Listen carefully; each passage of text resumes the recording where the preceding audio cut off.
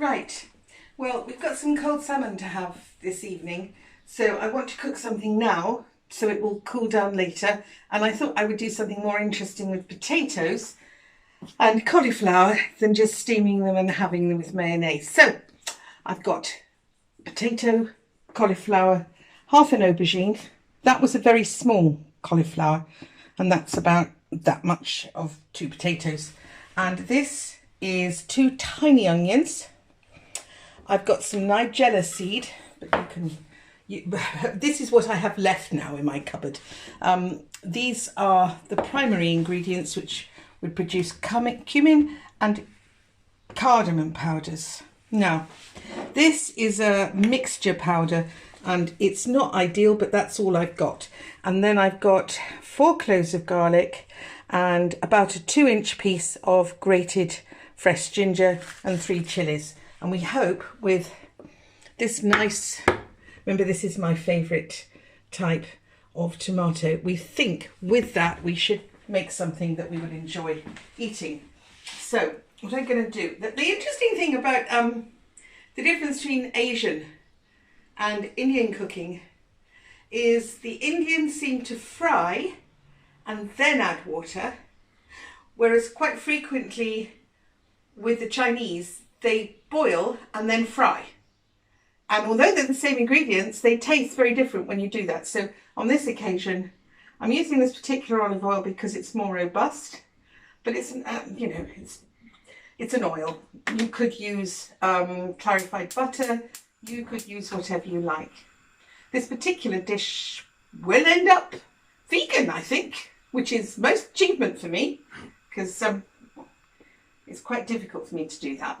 Right, now I'm going to put in some nigella seeds. Okay. These have a wonderful aroma. They don't actually smell of onion and seeds, but they are pretty good. Okay, and I'm going to fry my chilies as well. Now, I need something to poke it about with. And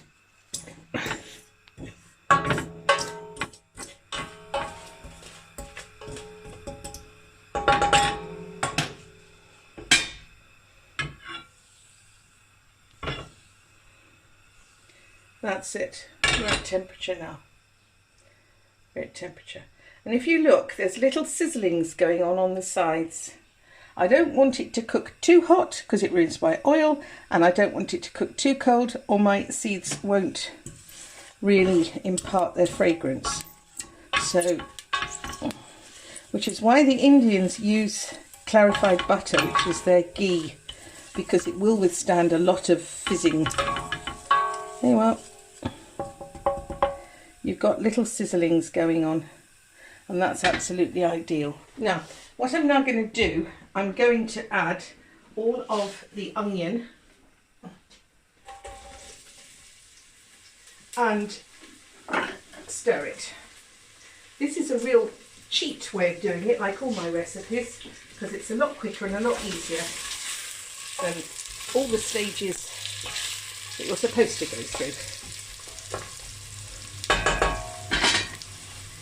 Now I'm adding a little, this is half a fennel, because I happen to have it left over and I didn't have any fennel seeds, which I would have normally added, because they're very nice in these sort of flavours. Now, the thing I'm trying to get the flavour into most of all is going to be the potatoes. Now I know they say let the onion cook down to nothing and work, but I don't bother, because it isn't really going to make a lot of difference. It's like doing all the preparation for decorating. It's the paint that makes the difference. And yes, it might not last quite so long, but you can see when you paint it, can't you? Anyway, here you are.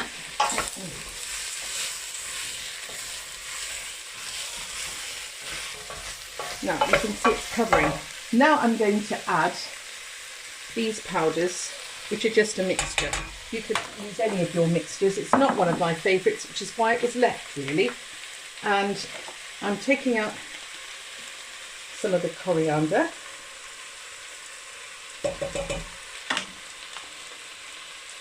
And I'm probably going to use twice as much cumin if I manage. This is a nice cumin. It was brought back for me fresh from Morocco by my daughter's boyfriend. And look at that. Isn't that wonderful? You can smell it as you open it up. It's quite delightful. So fresh it's not true.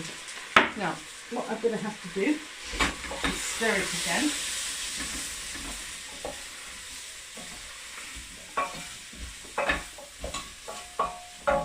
I'm now going to add these and this, okay,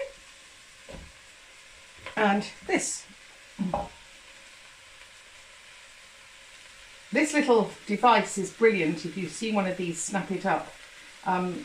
It will, you have to put a bit of water on the bottom before you grate things, but it works. It's so clever.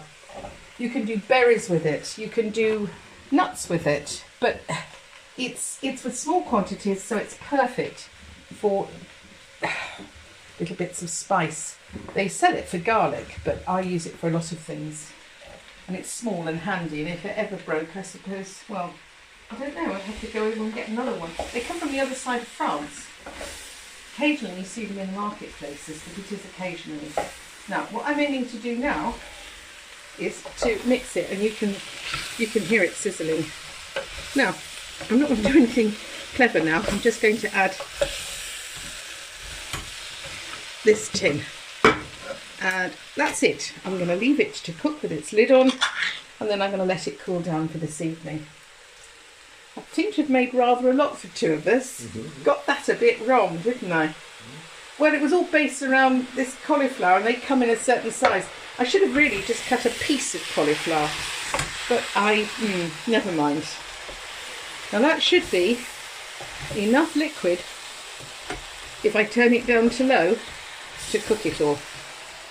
And that, I'm sure every Indian on the planet will cringe at my cooking, but I assure you it tastes delicious. There was actually an event I went to once. I'm going to add a little bit of water because I want to leave it. This event, everybody had to take a dish, and I took something that took a few minutes to make. And everyone else had been forever. And yes, they were all very nice, but mine got voted the best until I told them that I just opened a packet and used those particular spice mix and then left it to cook itself. They were very upset. But really and truly, cooking is about what's possible. And yes, I'm sure you can do it better, but can you do it consistently day after day after day? No, you can't. So I do what's possible. Anyway, I'll come back and show you that when it's finished cooking, and then I'll show it again to you on the plates with these little bits and pieces we're going to have this evening, because we're going to go in the garden, well, for quite a long time. So I don't want to come in and then have to cook. I just want to put things on the plate, and that's how we're going to do it. See you later. Hello. Well, this is a bit later on. It's had about 25 minutes of very gentle cooking. And as you can see, the potatoes are now soft, and all the rest of it has broken down into a sauce without having to thicken it or anything. If you're one of those people who do not like soft cauliflower, okay, and there are a lot of people who don't, I would have added the cauliflower. See, some of these are still holding their shape, but I would have added those about 10 minutes before the end. That way, but then you'll end up with a wetter sauce, and you won't end up with it. It swings. Was it swings and slides? Swings and balances? Sorry? Roundabouts. Roundabouts. There we are, you see.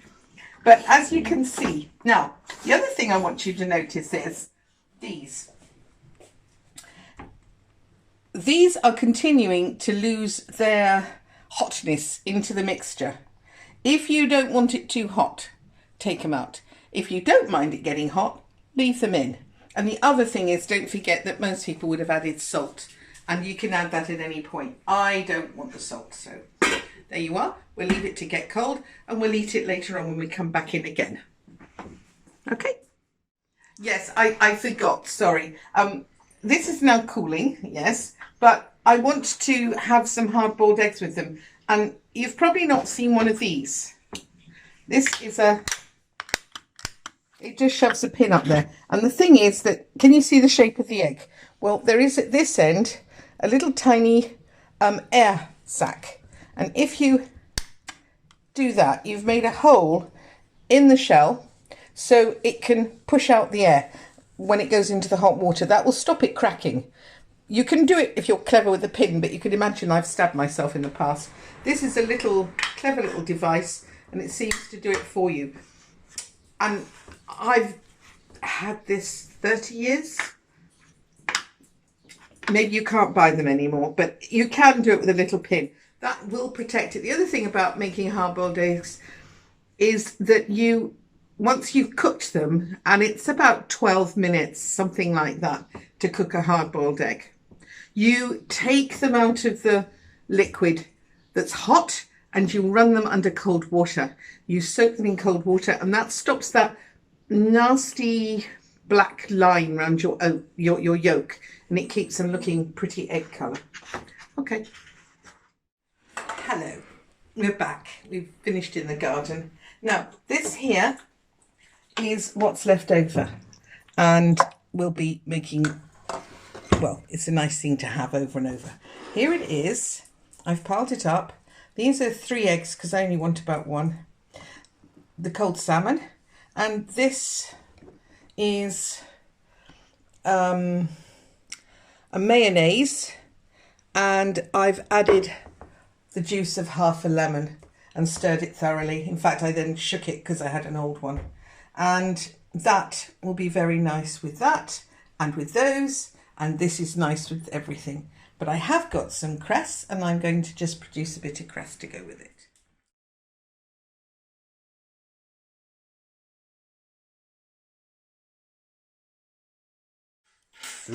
Where's your salmon? Where's your salmon? Yeah. Come on. Oh, Zuzu. Yes, yes, yes. Come along. And there you go. Is he a happy little chap? Yeah, he's a very happy little chap. He likes his salmon as much as we do. Yeah, don't leave the plate unguarded. He's a little burglar.